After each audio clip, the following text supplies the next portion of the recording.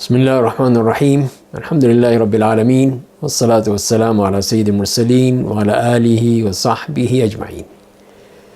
نداء ربانی میں آج ہم 28ویں ندا کی بات کریں گے، جس میں سورہ مائدہ کی پہلی آیت ہے۔ بعد اعوذ باللہ من الشیطان الرجیم، یا ایہا الذین آمنوا اوفوا بالعقود احلت لکم بہیمۃ الانعام الا ما یتلی علیکم غیر محل الصید وانتم حرم ان اللہ یحکم ما یرید۔ تو یہاں پہ جو سورہ مائدہ میں احکام بیان کیے گئے ہیں، ان میں جو پہلا حکم ہے وہ پہلی آیت میں ہی ہمیں ملتا ہے، کہ جس میں ارشاد باری تعالیٰ ہے کہ اے وہ لوگوں جو ایمان لائے ہو، اپنے جو عہد ہیں ان کو پورا کرو۔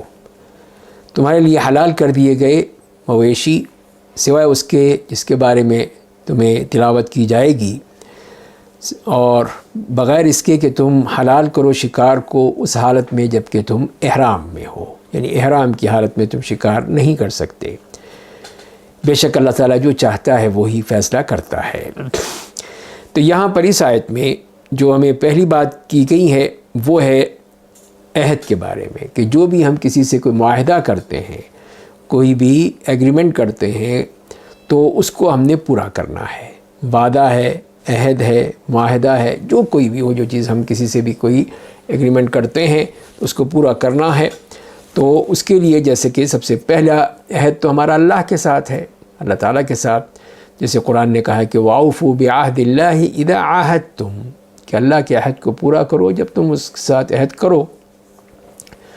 اور اسی طرح جو فرمائے کہ دوسری آیت میں وَاذْكُرُوا نِعْمَةَ اللَّهِ عَلَيْكُمْ وَمِيثَاقَهُ الَّذِي وَاثَقَكُمْ بِهِ إِذْ قُلْتُمْ سَمِعْنَا وَأَطَعْنَا وَاتَّقُوا اللَّهَ إِنَّ اللَّهَ عَلِيمٌ بِذَاتِ الصُّدُورِ۔ اور یاد کرو اللہ کی نعمت تم پر، اور وہ میثاق یعنی معاہدہ جو تم نے اس کے ساتھ کیا ہے، کہ جب تم نے کہا تھا کہ ہم سنیں گے اور اطاعت کریں گے اور اللہ کا تقوی اختیار کرو، بے شک اللہ تعالیٰ تمہارے سینے کی باتوں کو بھی جانتا ہے۔ تو لہذا پھر اللہ تعالیٰ کے جو ہمارا معاہدہ ہے اس میں ایمان ہے، اسلام ہے، احسان ہے، یہ تمام چیزیں جو ہیں ہم نے اللہ کے ساتھ وعدہ کر رکھا ہے اور ہم اس کے پابند ہیں، کہ اسلام کے 5 ارکان، پھر ایمان کے 6 ارکان، اور پھر احسان کی بات وہ بھی۔ تو یہ چیزیں ہیں وہ جو کہ اللہ تعالیٰ نے ہم پر پابند کر دی ہیں، کہ جتنی بھی اس قسم کی ہمارے معاہدے ہیں اللہ کے ساتھ وہ ہم نے پورا کر رہے ہیں۔ اور پھر اسی طرح ہم جو اللہ تعالیٰ کے لیے کوئی منت مانتے ہیں، نظر کی بات کرتے ہیں، تو یہ چیز بھی ہمارے اوپر واجب ہو جاتا ہے کہ یہ ہم نے اللہ سے ایک معاہدہ کیا ہے کہ ہم یہ کام کریں گے، تو اس کو ہم چھوڑ نہیں سکتے، ترک نہیں کر سکتے، اس کو ٹال نہیں سکتے، اس کو ہم نے لازمی کرنا ہوگا۔ تو یہ بھی ایک وہ عہد ہے جو کہ ہم نے اللہ کے ساتھ کیا ہے۔ اور دوسری بات آ جاتی ہے پھر ہم جو لوگوں کے ساتھ عہد کرتے ہیں، کسی بھی شخص کے ساتھ، کسی کمپنی کے ساتھ، کسی ادارے کے ساتھ، تو جو ہمارا عہد ہے وہ بھی ہم نے پورا کرنا ہے، اور اس کو اسی طرح جیسے کہ اللہ کے ساتھ عہد ہیں ہمارے، اسی طرح لوگوں کے ساتھ ہیں۔ اس میں شادی بیاہ کے حوالے سے بھی آ سکتے ہیں، اور جو لین دین کے معاملے ہیں وہ سب آ سکتے ہیں۔ تو ان کو کسی حالت میں بھی ان معاہدوں کو توڑنا، برباد کرنا، ختم کرنا وہ جائز نہیں ہے۔ قرآن نے ہمیں یہی کہا ہے کہ ان اللہ یامرکم ان تؤدوا الامانات الی اہلہا، کہ اللہ تعالیٰ نے تمہیں حکم دیا ہے کہ تم جو بھی امانتیں ہیں، یعنی جو بھی ہوں کسی کے ساتھ، چاہے وہ مادی طور پر ہوں، حصی طور پر ہوں، وہ اس کے جو اصل حقدار ہیں ان کو ادا کر دو۔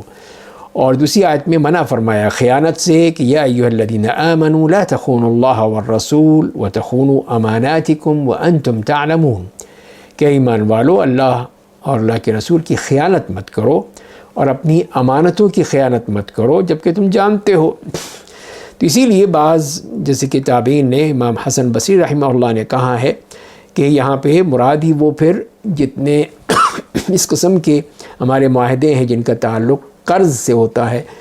لین دین سے ہوتا ہے، بیع و شراء ہے یعنی خرید و فروخت ہے، کرائے پہ دینا ہے، لینا ہے، نکاح ہے، طلاق ہے، مزارات، مصالحات، تملیک ہے، کس چیز کو مالک بننا ہے، اور اسی طرح اور بے شمار ایسے ہمارے معاہدے ہوتے ہیں لوگوں کے ساتھ جو ہم نے پورے کرنے ہیں۔ اس میں کسی قسم کی ہم نے بھی کوئی بھی کوتاہی نہیں کرنی ہے۔ اس کے بعد اسی آیت میں جو فرمایا کہ احلت لکم بہیمۃ الانعام، تو بہیمۃ الانعام سے مراد یہ ہے کہ وہ 8 قسم کے جو جانور ہیں،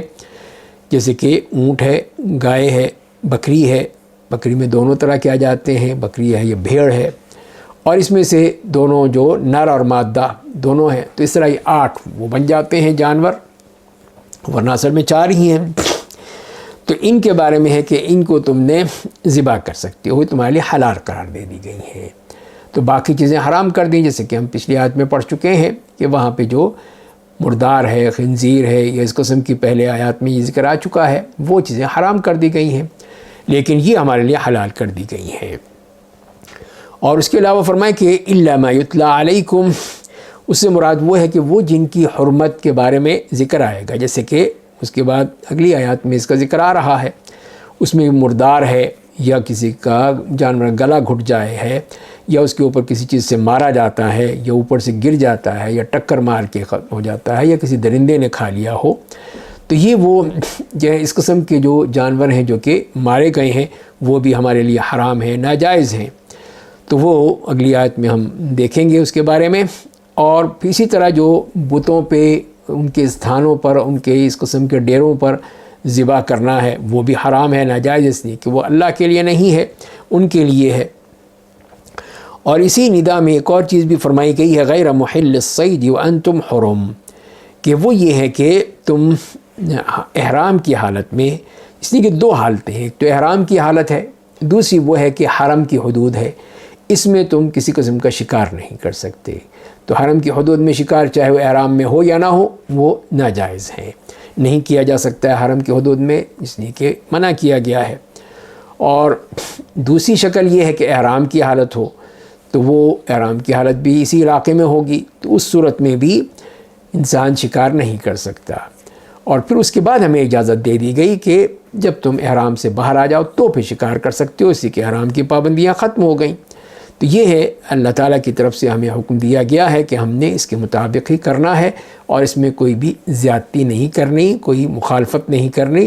اس لیے کہ اللہ کا حکم ہے۔ اور پھر فرمایا کہ اس آیت کے آخر میں کہ ان اللہ یحکم ما یرید، کہ اللہ تعالیٰ جو چاہے کرے، جو چاہے فیصلہ کرتا ہے، کسی چیز کو مباح قرار دیتا ہے، کسی کو منع کرتا ہے، کسی کو جائز قرار دیتا ہے، کسی کو ناجائز قرار دیتا ہے، تو یہ اس کا معاملہ ہے۔ وہ حلال و حرام وہ اللہ کا، اللہ کے رسول کا معاملہ ہے، تو حلال وہی ہوگا جو کہ اللہ نے حلال کیا، اللہ کے رسول نے حلال اس کے بارے میں فرمایا ہے، اور حرام وہی ہے جو کہ اللہ نے حرام کیا ہے، اللہ کے رسول صلی اللہ علیہ وسلم نے اس کو حرام قرار دیا ہے۔ تو پھر کسی بھی مومن کے لیے جائز نہیں ہے کہ حلال کو وہ حرام کرے یا حرام کو حلال کرے اپنے لیے، تو یہ بالکل جائز نہیں ہے، سب اللہ کا فیصلہ ہے، اللہ ہی کے معاملے میں ہے۔ تو ہم کسی قسم کا کوئی بھی ایسا فیصلہ نہیں کر سکتے جو ہمیں اس میں اجازت نہیں دی گئی ہے۔ تو اس آیت سے بھی جو معلوم ہوئی ہمیں یہ 3 باتیں، ایک تو یہ ہے کہ جتنے بھی ہمارے معاہدے ہوں، وعدے ہوں، ان کو پورا کرنا ہے، کسی طور پہ بھی اس کی مخالفت نہیں کرنی ہے۔ اور اس کی سب سے بڑی مثال صلح حدیبیہ میں ہے، نبی کے جو معاہدہ کیا اس کو پورا کیا۔ نمبر 2 یہ ہے کہ ہمارے لیے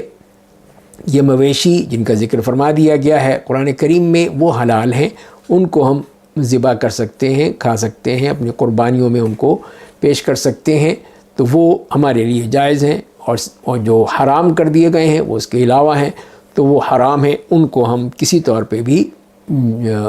ذبح نہیں کر سکتے۔ اور تیسری بات یہ ہے کہ جو ہمیں بتا دی گئی ہے کہ احرام کی حالت میں یا حرم کی حدود میں ہم شکار نہیں کر سکتے، اس کی ہم پر پابندی لگا دی گئی ہے۔ اور چوتھی بات یہ ہے کہ جو بھی فیصلے ہوتے ہیں حلال و حرام کے، وہ اللہ تعالیٰ کی طرف سے ہوتے ہیں،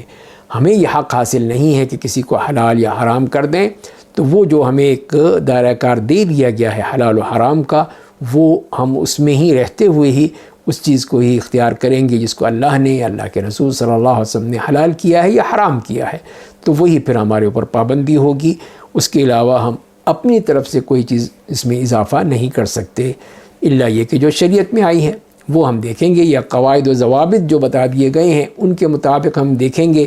کہ وہ چیز کس ضابطے میں آتی ہے، کہ وہ طیبات میں سے ہے یا خبائث میں سے ہے۔ طیبات والی چیزیں پاک ہیں، وہ جائز ہو جائیں گی، اور جو خبائث میں سے ہیں، ناپاک ہیں، ان کو اس میں سے چاہے وہ ذکر آیا ہو نہ ہو، لیکن ہم اس کو دیکھ سکتے ہیں اور اس کے مطابق فیصلہ کر سکتے ہیں کہ وہ ہمارے لیے حرام ہوگی، ناجائز ہوگی۔ اللہ تعالی ہمیں عمل کرنے کی توفیق عطا فرمائے۔